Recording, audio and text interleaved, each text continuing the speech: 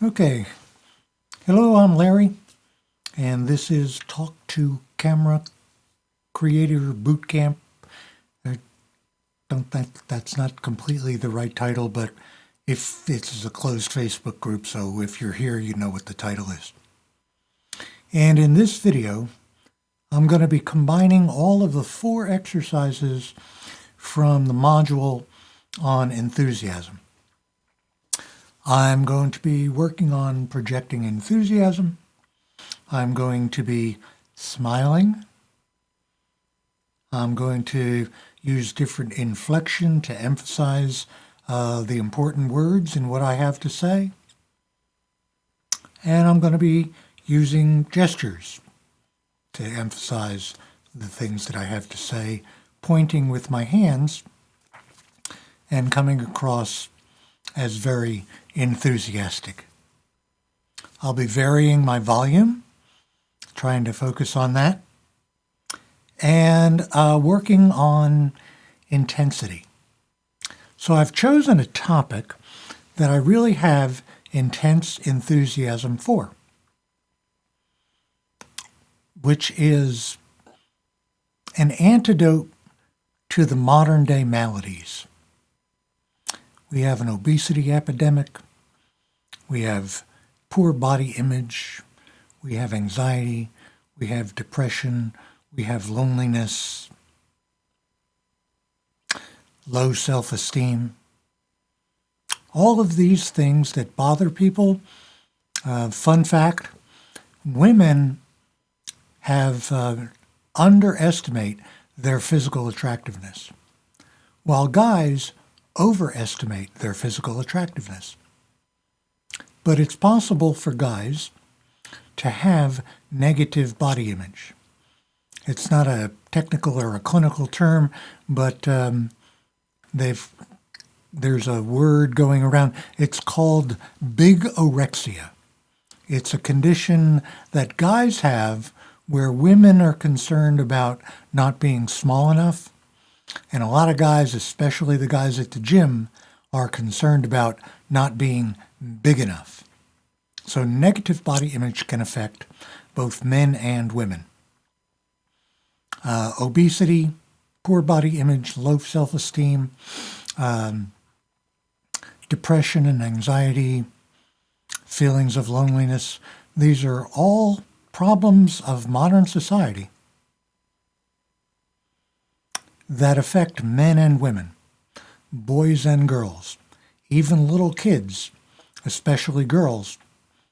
I think it's before the age of 11, most girls will admit that they have tried dieting to lose weight.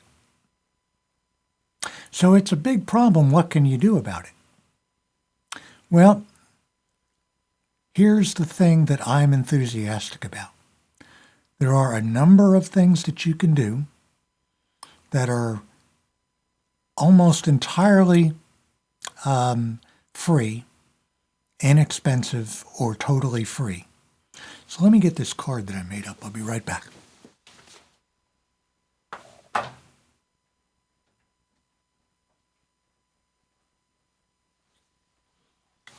I'm kind of proud of this little joker. I framed the shot correctly. Yeah, there we go. So I don't know if, let me see if I can get this close enough so that you guys can read it. I came up with these things when I had to teach a course in anger management. So there it shows up a little bit better. And if I move it over here, or maybe I'll put it over here, if I were doing this for YouTube, I would make a graphic out of this. But anyway, I was doing a class on anger management and for soldiers who were returning from Iraq and Afghanistan and having difficulty readjusting, carrying back a lot of the trauma and emotional injury from the war experience. And I consulted a lot of different books on anxiety and anger, and I found that they all say pretty much the same thing. Don't know if this shows up well enough, but I'll read them off to you anyway. Eat well, sleep well, exercise, meditate or pray, have a hobby, and make friends. And then typical YouTube fashion, and there's one extra bonus item that I left off of the list. And I came up with this idea for it as telling people to tell themselves that healthy is the new skinny. I say, I've never seen a healthy-looking person who was unattractive. Healthy always looks good. And it's more than just physical health. It's more than just the outline, the silhouette of your body. Eat well. Just Google healthy diet. No crash diets, no crazy diets, no fad diets. Just Google healthy eating, nutritional food. As a matter of fact, I don't think it's original with me, but I did come up with the idea on my own. It's nutritional density. You gotta eat, any food that you eat is gonna have calories. Since we have to eat them anyway, why not eat the healthiest ones we can find? Nutritional density. Sleep well. When you exercise, when you're active all during the day, you're breaking down your body. When you're sleeping, you're rebuilding all the things that were broken down. And if you're giving yourself moderate levels of stress, when you're sleeping, you build back better. Eat well, sleep well. Exercise. Google health-related fitness or health-related exercise. Sports, physical activities that you can continue for a lifetime. It's not being a high school football player or college football player, which you age out by the end of, at least by the end of college. You're no longer able to participate in a competitive level, high level of performance. Unless you're a professional football player, of which I recently heard that of all the kids who graduate from college every year, 250 of them will get to be professional athletes. Pick a sport that you can keep doing for a lifetime. An aerobic sport. Google it. You'll find out all this information. Eat well, sleep well, exercise, meditate or pray. Google meditation. Google mindfulness-based stress reduction, MBSR. There's a very famous psychologist at the University of Boston who works with chronic pain patients, and in order to become part of his program, you have maxed out all the benefits of conventional medicine. Surgeries, pharmaceuticals, you've gotten all the benefit you're going to get. But for mindfulness meditation, you can learn to live moment to moment. And this guy has fantastic results of people being able to increase their endurance and increase their level of activity and improve their quality of life. Eat well, sleep well, exercise, meditate or pray. Have a hobby. Find something you can do just for the enjoyment of doing it. You can't fail at a hobby. You can get better, you can maintain. Sometimes you can even lose load. Your performance might lower. But it's okay because you're not doing it for the outcome. You're doing it for the enjoyment. Eat well, sleep well, exercise, meditate or pray. Have a hobby and make friends. As we get older, it's more difficult to make friends. When we're younger, we're put into situations where we have to do them with other people. Going to school, you're in a classroom, you're with other kids, you're going to make friends. High school, college, you get into the room, you have to work together on projects. It's easy to make friends. As we get older, we get into working to make a living, and sometimes you can make friends with your workmates, but you can find things outside of what you do to make a living to have, what's the phrase I came up with? To focus on the being rather than the doing, and enjoy doing it with other people. So making friends, people that find your tribe.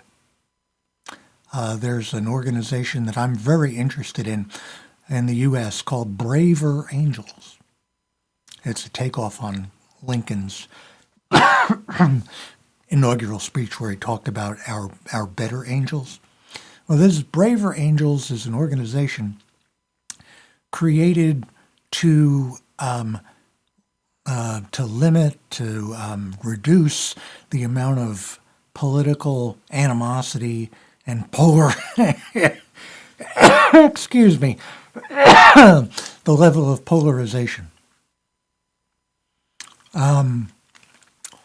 They get equal numbers of conservative and liberal people to talk and dialogue with each other and find out what they can like about each other, find out what they can respect about each other, to share some of the reservations that they have about people on their own side of the issue. The point is to develop compassion and understanding for people with whom I disagree. So eat well, sleep well, exercise, meditate or pray, have a hobby, make friends. And the last item on the list that I didn't include on the card because it didn't occur to me at the time, but it is find a purpose and meaning for your life. Go back to the first module in the talk to camera exercises and focus on keeping mindful of your why. Why am I doing this? What am I doing this for? What's my reason for doing it? More than just, how do I do it? And there's a book that I recommend to you called When Everything You Always Wanted Isn't Enough. It's written by a clergyman from a relatively well-to-do, economically comfortable congregation. And he wrote the book because he said all he had were people coming into his office to talk about their worries, and the theme of what they were saying to him was, I've got everything I've always wanted, but it's not enough. There's something unfulfilled. And what he concluded, what the author concluded, was that what these people had in common was they didn't have a sense of connection to anything greater than themselves. So any of the accolades they might accomplish, any of the credentials they might have, the salary and the material possessions they might be accumulating, they were good, but they weren't enough because they weren't important to anything other than the material objects themselves. So in exercise, eat well, sleep well, exercise, meditate, have a hobby, or make friends, all of those things can be centered around your reason and your purpose for doing it. So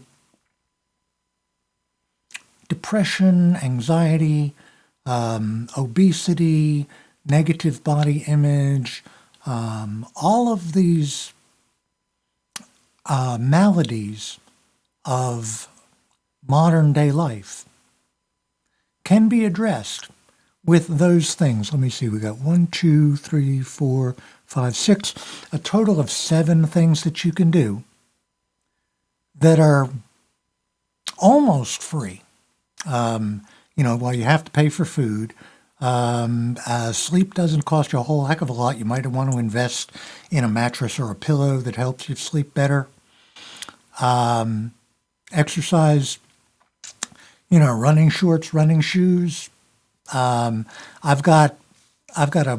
lift weights as one of my activities, exercise, strength building, strength training.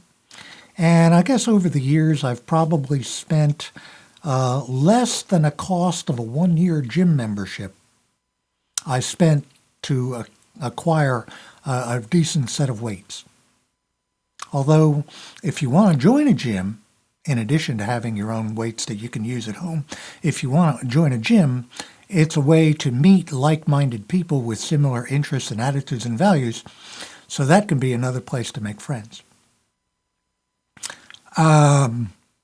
Exercise, local running clubs, biking clubs, friendly low-level competitions in your hometown, 5Ks, things like that, and meditate or pray.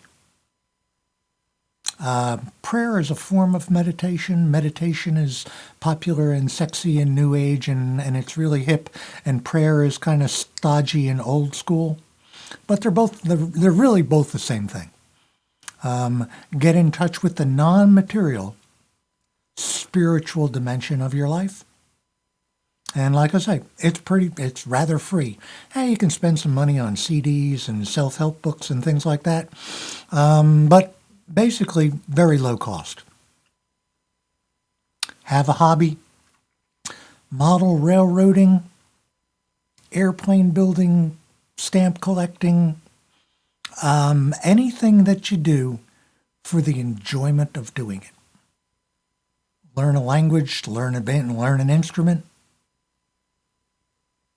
You can't fail. It's failure free.